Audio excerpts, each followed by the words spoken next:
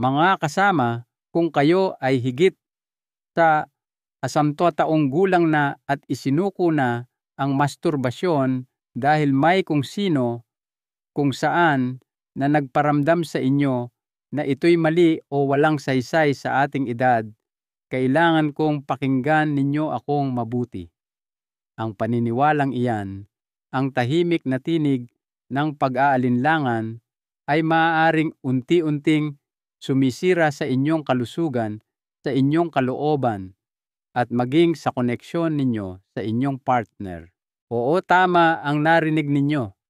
Para sa isang lalaki sa kanyang mga ginintuang taon, ang hindi pagmamasturbate ay maaaring isang malaking pagkakamali. Ang pangalan ko po ay Dr. Jose Reyes at bilang isang doktor na dalubhasa sa pag-aalaga ng mga nakatatanda sa loob ng mahigit 30 taon, nagkaroon ako ng pribilehiyong makatrabaho ang libu-libong kalalakihan sa kanilang ika-60, ika-70 at maging sa ika-80 taong gulang. Tinulungan ko silang harapin ang lahat mula sa erectile dysfunction at mababang libido hanggang sa emosyonal na pagkapagod.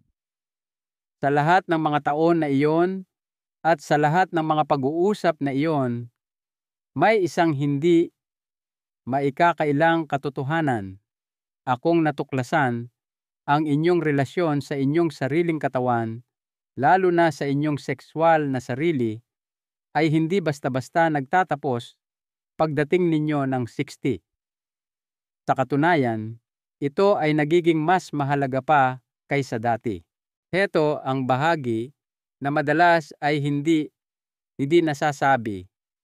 Maraming matatandang lalaki na tumitigil sa pagmamasturbate sa ngalan ng disiplina o pagpipigil sa sarili ay sa totoo lang ay nagpapataas ng kanilang panganib sa erectile dysfunction, kalungkutan, at maging depresyon. Tila baliktad pakinggan, hindi ba? Ngunit samahan ninyo ako at ipapakita ko sa inyo kung bakit ang kabaligtaran ang totoo. Kapag ginawa ng may kamalayan ang masturbasyon ay isang pundasyon ng malusog na pagtanda. Sa artikulong ito, ibabahagi ko ang 6 na mahahalagang katotohanan na karapat-dapat malaman ng bawat lalaking higit sa 10 kung nais niyang panatilihin ang masturbasyon bilang isang ligtas, nagpapalakas at kapaki-pakinabang na bahagi ng kanyang buhay. Ating sisirain ang mga alamat, titingnan ang siyensya, at higit sa lahat, ipapakita ko sa inyo kung paano mapapabuti ng simpleng gawaing ito ang inyong pisikal na kalusugan, emosyonal na katatagan, at maging ang inyong mga relasyon. Ngunit bago tayo dumako sa 6 na katotohanang iyon, may isang pagkakamali na mas madalas kong nakikita sa mga matatandang lalaki kaysa sa iba pa. Ito ay simple tahimik at sinasabotahin nito ang kanilang kumpiyansa at pagiging malapit sa iba. Sasabihin ko sa inyo kung ano to at kung paano ito ayusin ngayon din. Bago tayo magpatuloy, kung nakikita ninyong makakatulong ang payong ito, hinihikayat ko kayong mag-subscribe para hindi ninyo makaligtaan ang aking mga susunod na gabay sa kalusugan ng kalalakihan, pagtanda at sexual na sigla. 1. Ang isang tahimik na pagkakamali na sumisira sa iyong kumpiyansa. Hiya karamihan sa mga matatandang lalaki ay hindi man lang namamalayan na naroon ito, ngunit isa sa pinakamalaking banta sa kanilang kumpiyansa, pagiging malapit sa iba, at maging sa kanilang pisikal na kalusugan ay isang bagay na tahimik nilang dinadala sa loob ng maraming dekada ang hiya. Hiya tungkol sa kanilang sexualidad, hiya tungkol sa kanilang tumatandang katawan at lalo na hiya tungkol sa masturbasyon. Hindi ito maingay o halata. Ito'y isang tahimik na bulong sa likuran, isang nananatiling pakiramdam na ang kaligayahan ay mali na ang pagnanasa sa edad na ito ay hindi angkop o na ang masturbasyon ay isang bagay na dapat ikahiya. Ang paniniwalang ito, itong nakatagong script na tumatakbo sa likod ng kanilang isipan ay nagdulot ng mas maraming pinsala kaysa sa anumang kondisyong medikal. Nakita ko ito ng paulit-ulit sa aking mga pasyente. Ang mga lalaking tulad ni Juan, isang 72 taong gulang na retiradong guro, o si Roberto, isang 88 taong gulang na byudo, ay hindi tumigil dahil nawalan sila ng pagnanasa. Tumigil sila dahil inakala nilang dapat. Itinuro sa kanila na ito'y isip bata makasalanan o simpleng hindi na kailangan pagkatapos ng isang tiyak na edad. Ngunit ang ganoong pag-iisip ay humahantong sa isang emosyonal na pagkakahiwalay, pagkawala ng sexual na kumpiyansa, at sa maraming kaso aktwal na erectile dysfunction na walang pisikal na sanhi. Gumagana pa rin ang kanilang mga katawan at naroroon pa rin ang kanilang pagnanasa, ngunit ang hiya ay nagsisilbing parang kill switch na pinuputol ang lahat bago pa man ito magsimula. Ang nagpapalala dito ay kung gaano ito katahimik na gumagalaw. Maaaring hindi mamalayan ng isang lalaki na hiya pala ang ugat ng kanyang kawalan ng pagnanasa o performance anxiety. Ngunit sa sandaling bigyan niya ang kanyang sarili ng pahintulot na bitawan ang pagkakasala na iyon, sa sandaling tanggapin niya na ang masturbasyon ay isang normal malusog at kahit nakapaki-pakinabang na bahagi ng pagtanda, ang kanyang kumpiyansa ay nagsisimulang bumalik. Muli siyang kumukonekta sa kanyang katawan, sa kanyang pagkalalaki, at sa kanyang pakiramdam ng sariling halaga. Nagsisimula siyang makaramdam na buhay muli. Ang paghipo sa sarili sa yugtong ito ng buhay ay hindi tungkol sa kalibugan. Ito'y tungkol sa paggalang sa sarili. Ito'y tungkol sa pagbibigay pugay sa katotohanan na ang iyong katawan ay may mga pangangailangan pa rin, ang iyong mga emosyon ay mahalaga pa rin, at ikaw ay karapat-dapat pa ring makaramdam ng mabuti. Ang tunay na katapangan ay wala sa pagsuko nito. Nasa pagbibigay ng pahintulot sa iyong sarili na yakapin ito ng buo at walang paghingi ng tawad. Ngayon, kung ang hiya ang tahimik na pumapatay sa kumpiyansa, ano naman ang tahimik na nagpapagaling sa sexual na kalusugan pagkatapos ng 6'2", ito'y isang bagay na napakasimple na karamihan sa mga lalaki ay binabaliwala ito hanggang sa maramdaman nila ang mga kahihinatnan. Pag-usapan natin iyan sa susunod. Tukuwas. Ang masturbasyon ay hindi senyales ng kalungkutan, ito ay senyales ng kamalayan sa sarili. Isa sa mga pinaka-nakapipinsalang maling akala na nakikita ko sa mga matatandang lalaki ay ang paniniwala na ang masturbasyon ay katumbas ng kalungkutan. Iniisip nila na kung hinahawakan mo pa rin ang iyong sarili sa edad na 60, 70 o 80, ito ay dahil nabigo ka sa isang paraan, nabigong makahanap ng partner, nabigong mag-move on, o nabigong mamuhay ng may dignidad. Ang kaisipang ito ay hindi lamang mali, ito ay mapanira. Hayaan ninyong linawin ko ang masturbasyon ay hindi tungkol sa pagiging malungkot. Ito ay tungkol sa pagiging konektado, partikular konektado sa iyong sarili. Ito ay isa sa mga pinakadirektang paraan upang manatiling emosyonal at pisikal na nakaayon sa iyong katawan habang ito ay nagbabago sa pagtanda.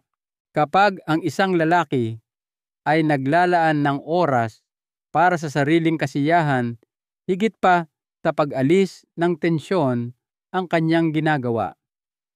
Aktibo niyang binabawasan ang stress, pinapabuti ang kanyang pagtulog, pinalalakas ang kanyang immune response, pinapataas ang sirkulasyon at pinapanatili ang isang mahalagang koneksyon sa kasiyahan at sensualidad. Isang bagay na sa kasamaang palad ay nawawalan ng ugnayan ang maraming lalaki habang sila ay tumatanda. Sa emosyonal na aspeto ito ay tungkol sa pag-aangkin ng sariling kapakanan. Sinasabi mo, pinahahalagahan ko pa rin ang aking sarili ng sapat upang alagaan ang aking sariling mga pangangailangan. Iyan ay hindi kalungkutan. Iyan ay makapangyarihan. Ang timay ang ilan sa aking mga pasyente tulad ng isang Ginoo na nagngangalang Miguel ay nagsabi sa akin na tumigil siya dahil nahihiya siya at masyadong matanda na para dito. Ngunit sa loob lamang ng ilang linggo ng pagbabalik sa gawi ng walang pagkakasala o hiya, iniulat niya na mas mahimbing ang kanyang tulog, mas nakakaramdam ng pagka-relax at muling nakuha ang isang pakiramdam ng kumpiyansa na hindi niya naramdaman sa loob ng maraming taon. Ang masturbasyon sa yugtong ito ay hindi tungkol sa pagtakas sa realidad. Ito ay tungkol sa pag-ayon dito.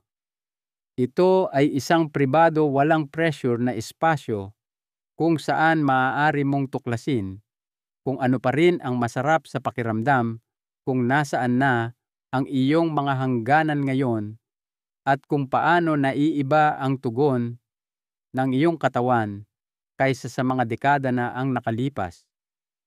Pinapatibay din nito ang isang bagay na napakahalaga: ang iyong sexual na pagkakakilanlan ay hindi nag-e-expire. Maaari itong magbago at mag-evolve, ngunit hindi ito basta-basta nawawala dahil sinasabi sa iyo ng lipunan na manahimik na. Sa katunayan, ang pagyakap sa bahaging iyon ng iyong sarili ay maaaring magdulot ng malalim na kapayapaan at maging ng kagalakan habang ikaw ay tumatanda. At gayunpaman, kahit gaano kahalaga ang kamalayan sa sarili na iyon, hindi lamang ito ang tanging piraso ng palaisipan. Mayroong isang bagay na mas pisikal na hindi pinapansin ng napakaraming lalaki. Kung babaliwalain mo ito, maaari nitong kunin ang iyong kakayahang mag-perform ng tuluyan. Ating talakayin iyan sa susunod. 3. Ang ereksyon ay gamitin mo o mawawala ito. Literal karamihan sa mga lalaki ay nagugulat kapag sinasabi ko ito sa kanila, ngunit ang iyong kakayahang magkaroon at mapanatili ang isang ereksyon ay malapit na nauugnay sa kung gaano kadalas mo itong ginagamit. Hindi lamang ito tungkol sa testosterone o atraksyon. Ito ay tungkol sa daloy ng dugo, pagkalastiko ng tissue at sa pangkalahatang kalusugan ng vascular system sa loob ng iyong ari. At tulad ng anumang iba pang kalamnan o sistema sa katawan, kung hindi ito regular na naiehersisyo, nagsisimula itong humina. Iyon ang dahilan kung bakit ang lumang kasabihan na gamitin mo o mawawala ito ay lalong totoo pagdating sa erectile function pagkatapos ng 60. Habang ikaw ay tumatanda, ang iyong circulatory system ay natural na nagiging hindi gaanong mahusay. Ang mga daluyan ng dugo ay maaaring kumipot at ang lakas ng pagbomba ng iyong puso ay maaaring bumaba. Ito ay may direktang epekto sa iyong mga ereksyon na sa kanilang kaibuturan ay isang kaganapan ng daloy ng dugo. Kung hindi mo regular na hinihikayat ang dugo na dumaloy sa ari sa pamamagitan ng pagkaantig at masturbasyon, nanganganib kang mabawasan ang function na iyon sa paglipas ng panahon. Hindi lamang ito tungkol sa sex. Ito ay tungkol sa pagpapanatili. Ang mga regular na ereksyon ay nagpapanatili sa mga tissue na may oxygen at sa mga daluyan ng dugo na tumutugon. Kung walang regular na aktibidad na iyon, nagsisimulang hindi na bigyang prioridad ng katawan ang function na iyon. Nakatrabaho ko na ang hindi mabilang na matatandang lalaki na itinigil ang lahat ng sexual na aktibidad sa loob ng mga buwan o kahit na mga taon. Nang sinubukan nilang maging malapit muli sa iba, nag-alala sila nang matuklasan na ang kanilang mga ereksyon ay mahina o wala na. Sa marami sa mga kasong ito, walang pinagbabatayang sakit, kundi ang hindi paggamit lamang. Sa kabutihang palad, sa tuloy-tuloy at may kamalayang atensyon, karamihan sa function na iyon ay madalas na maibabalik. Ngunit nangangailangan ito ng pagsisikap. Nangangailangan ito ng malusog na paggalang sa iyong katawan at isang kahandaang manatiling nakikibahagi sa iyong sexual na kalusugan kahit na ipinapahiwatig ng lipunan na hindi na ito mahalaga. Tungkol din ito sa kumpiyansa. Kapag pinapanatili mong tumutugon ang iyong katawan sa pamamagitan ng isang malusog na rutina, mas nakakaramdam ka ng kontrol, hindi lamang sa kwarto kundi sa buhay. Ito ay isang makapangyarihang paalala na mayroon ka pa ring presensya, layunin at sigla sa iyong pisikal na pagkatao. Huwag maghintay ng isang krisis bago magsimulang magbigay pansin. Ang pinakamainam na oras para alagaan ang iyong erectile health ay ngayon bago magsimula ang mga problema. Gayunpaman, ang pananatiling pisikal na nakaayon ay bahagi lamang ng kwento. May isa pang elemento hindi gaanong napag-uusapan, ngunit kasing halaga na maaaring lubos na makaapekto sa kung paano mo nararanasan ang kasiyahan. At ang nakakagulat na bahagi karamihan sa mga lalaki ay mali ang ginagawa. Pag-usapan natin iyan sa susunod. 4. Ang porn ay optional, ngunit ang pantasya ay mahalaga. Habang tumatanda ang mga lalaki, marami ang nagsisimulang questionin ang kanilang relasyon sa pornografiya. Ang ilan ay nararamdaman na ito ay naging isang ugali na masyado na nilang inaasahan. Ang iba naman ay natutuklasan na hindi na sila nito pinasisigla tulad ng dati. At ang ilan ay nakakaramdam pa ng hiya sa paggamit nito. Bagamat totoo na ang labis na paggamit ng porn ay maaaring minsan ay magpabawas sa iyong natural na mga tugon o lumikha ng hindi makatotohanang mga inaasahan, ang solusyon ay hindi ang alisin ang lahat ng sexual na pampasigla sa iyong buhay. Ang tunay na susi ay ang unawain ang pagkakaiba sa pagitan ng porn at pantasya at kung bakit ang isa ay optional habang ang isa ay talagang mahalaga. Ang pantasya ay ang iyong panloob na mundo ng pagnanasa. Hindi ito tungkol sa mga high definition na video o mga scripted na eksena. Ito ay tungkol sa kung ano ang nililikha ng iyong sariling isip na natatanging hinubog ng iyong mga personal na karanasan, emosyon at alaala. Bilang isang lalaking higit sa isinta ang iyong utak, ay nananatiling iyong pinakamakapangyarihang organong sekswal. Ang kakayahang magpantasya mag-isip at mental na makisali sa pagkaantig ay isang senyales ng isang malusog, gumaganang libido. Pinapanatili nitong kasangkot ang iyong isip, tinitiyak na ang iyong pagkaantig ay nararamdamang natural at lumilikha ng isang mas malalim, mas makabuluhang karanasan kaysa sa simpleng pagtitig sa isang screen. Kapag ang aking mga pasyente ay tumigil sa pag-asa lamang sa panlabas na pampasigla at nagsimulang gamitin muli ang kanilang sariling imahinasyon, isang kamangha-manghang bagay ang nangyayari. Nagiging mas nakaayon sila sa kung ano talaga ang nagpapaantig sa kanila.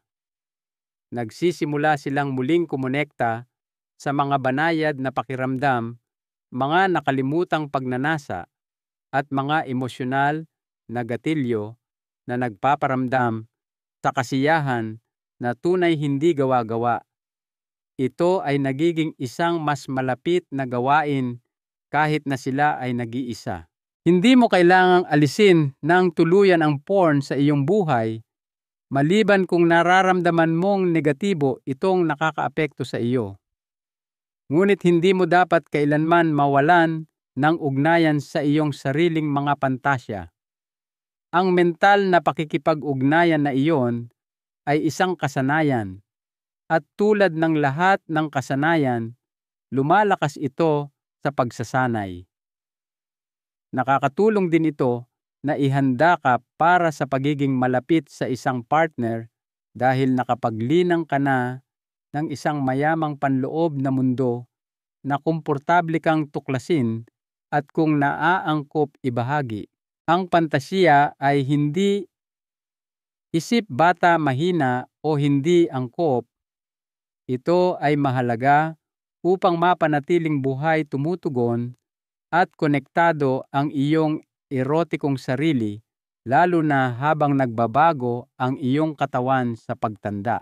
Ngayon, habang pinapanatili ng pantasiya na nakikibahagi ang iyong isip, may isa pang susi sa pangmatagalang sekswal na sigla na walang kinalaman sa dalas, at lahat ay may kinalaman sa ritmo. At karamihan sa mga lalaki ay ganap itong binabaliwala. Tuklasin natin iyan sa susunod. 5. Ang dalas ay personal, ngunit ang pagiging consistent ay mahalaga. Isa sa mga pinakakaraniwang tanong na nakukuha ko mula sa aking mga matatandang pasyenteng lalaki ay, Dr. Reyes, gaano kadalas po ba dapat ako mag-masturbate sa edad ko? Ang totoo, walang mahiwagang numero. Walang pangkalahatang sagot sa tanong na iyan. Ang ilang mga lalaki ay maganda ang pakiramdam sa pagmamasturbate ng ilang beses sa isang linggo, habang para sa iba, isang beses sa bawat 2 linggo ang tamang pakiramdam. Ang mahalagang bagay ay hindi kung gaano kadalas mo ito ginagawa. Ito ay ang manatili kang consistent sa anumang dalas na gumagana para sa iyong katawan at sa iyong pamumuhay. Kapag nagkakaroon ka ng mahabang panahon na walang anumang sexual na stimulasyon, lalo na habang ikaw ay tumatanda, ang iyong katawan ay maaaring magsimulang tumugon ng iba. Ang mga ereksyon ay maaaring mas matagal makamit, ang pagkaantig ay maaaring hindi gaanong natural, at ang iyong pangkalahatang kumpiyansa sa iyong sexual na sarili ay maaaring bumaba. Hindi ito dahil may mali sa medikal na aspeto. Ito ay dahil lamang ang katawan, tulad ng anumang bagay, ay umaangkop sa kung ano ang nakasanayan nito. Kung masanay ito sa isang kumpletong kawalan ng stimulasyon, nagsisimula itong tanggapin iyon bilang bagong normal. Iyon ang dahilan kung bakit napakahalaga ng pagiging consistent. Ang masturbasyon ay hindi kailangang maging isang gawaing bahay o isang obligasyon. Sa katunayan, ang pagpilit dito kapag wala ka sa mood ay maaaring lumikha ng mas maraming pagkabigo kaysa sa benepisyo. Ngunit sa pamamagitan ng paglalaan ng regular na espasyo para dito, kahit ito man ay isang beses sa isang linggo, 2 beses sa isang buwan o anumang ibang personal na ritmo, nagpapadala ka ng isang malinaw na mensahe sa iyong katawan at isip, mahalaga pa rin ang bahaging ito ng iyong pagkatao. Pinapanatili mong buhay ang koneksyon, pinapanatili ang pagiging sensitibo, at pinapanatili ang iyong natural na mga ritmo ng pagkaantig at paglabas. Nakakatulong din itong bawasan ang stress at mapabuti ang emosyonal na balanse. Ang isang consistent na gawi, kahit na madalang, ay lumilikha ng isang pakiramdam ng katatagan at kamalayan sa sarili. Pinipigilan ka nitong mahulog sa bitag ng ganap na pagbalewala sa iyong mga sexual na pangangailangan na maaaring humantong sa isang malalim na pagkakahiwalay mula sa iyong sarili at maging sa iba. Isipin mo ito na parang ehersisyo. Hindi mo kailangang tumakbo ng marathon araw-araw para manatiling malusog, ngunit ang paggawa ng isang bagay ng regular sa iyong sariling mga tuntunin ay gumagawa ng lahat ng pagkakaiba. Hindi mo hinahabol ang iyong kabataan. Namumuhunan ka sa iyong kasalukuyan at hinaharap na kapakanan. At habang ang ritmo at pagiging consistent ay lumilikha ng pisikal na pundasyon, mayroong isang huling elemento na nag-uugnay sa lahat, isang elemento na nag-uugnay sa agwat, sa pagitan ng sariling kasiyahan at tunay na pagiging malapit sa iba. Iniisip ng karamihan sa mga lalaki na hindi ito abot kamay pagkatapos ng asinko, ngunit ipapakita ko sa inyo kung bakit malayo iyon sa katotohanan. Ating tuklasin ito sa susunod. Ang masturbasyon ay isang daan tungo sa mas mabuting pagiging malapit sa iba. Maraming matatandang lalaki ang kumikilos sa ilalim ng palagay na ang masturbasyon at ang pagiging malapit sa iba intimacy ay dalawang magkahiwalay at hindi magkaugnay na bagay.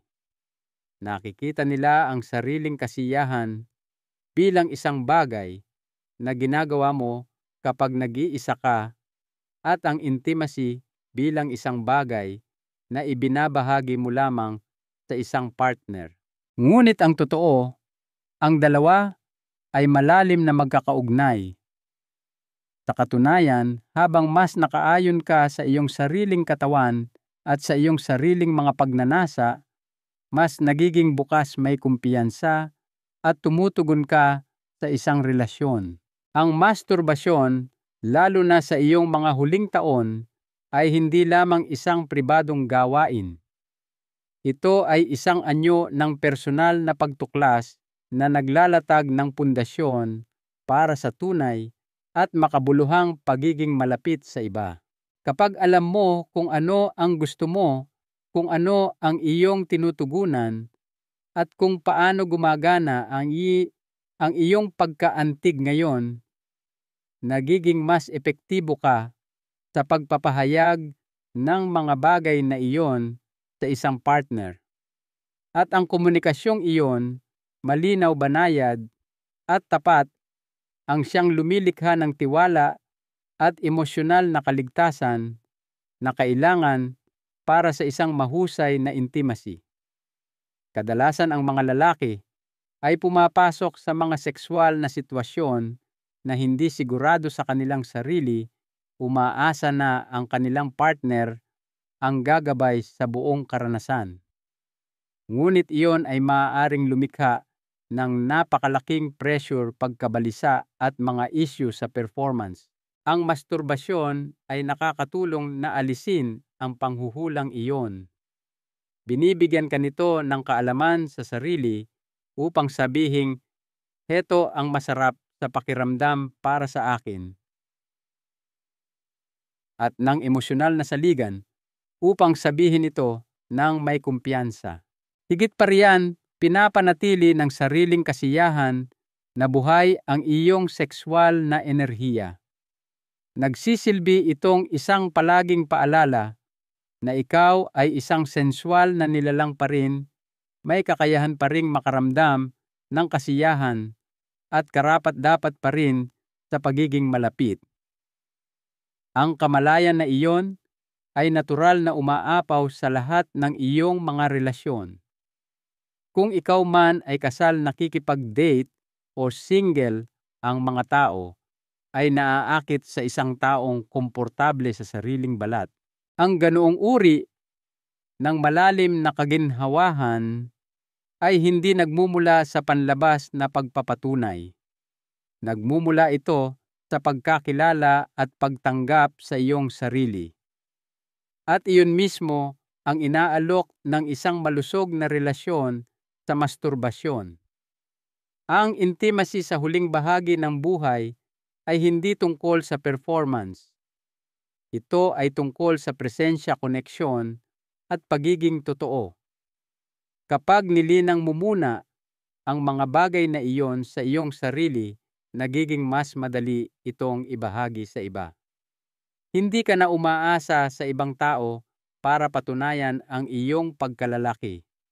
Simpleng iniimbitahan mo sila sa isang espasyo na kilala mo, na iginagalang at nauunawaan. Ngayong nakita mo na kung paano mapapabuti ng masturbasyon ang iyong pisikal na kalusugan, emosyonal na katatagan at romantikong koneksyon, may isa na lang na natitirang gawin.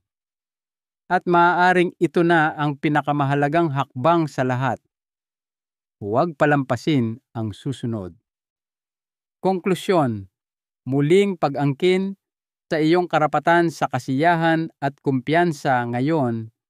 Natutunan ninyo ang 6 na makapangyarihang katotohanan na hindi naririnig ng maraming lalaki, lalo na habang sila ay tumatanda. Ang mga ito ay hindi lamang mga tip. Ang mga ito ay mga pangunahing prinsipyo na maaaring lubos na magbago kung paano ninyo nararanasan ang inyong katawan, ang inyong kumpiyansa, at ang inyong mga relasyon sa natitirang bahagi ng inyong buhay. Nagsisimula ang lahat sa pagpapakawala sa hiya na pumipigil sa inyo ang tahimik at mabigat na pasanin na nagparamdam sa inyo na ang inyong mga pagnanasa ay isang bagay na dapat itago o balewalain.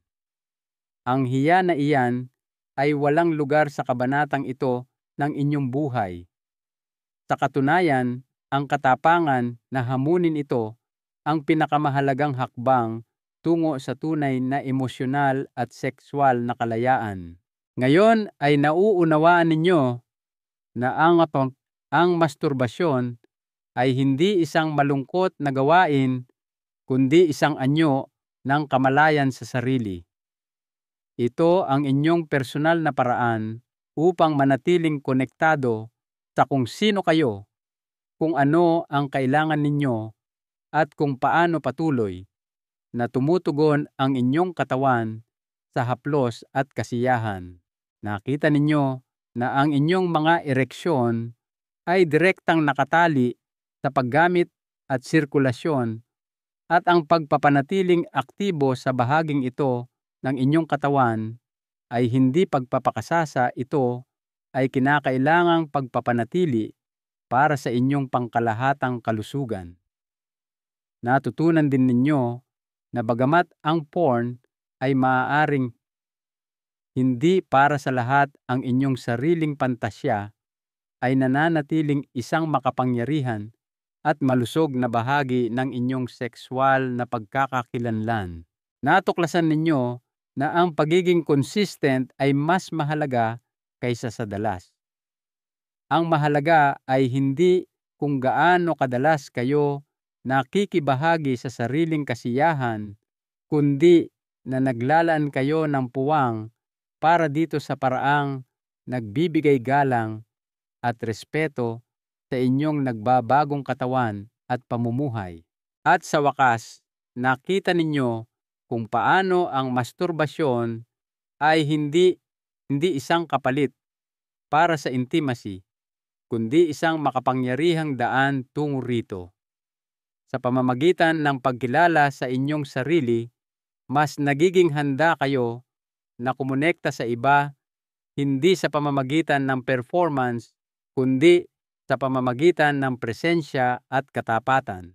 Ang kabanatang ito ng inyong buhay ay hindi tungkol sa pagsasara ng mga pinto. Ito ay tungkol sa pagbubukas.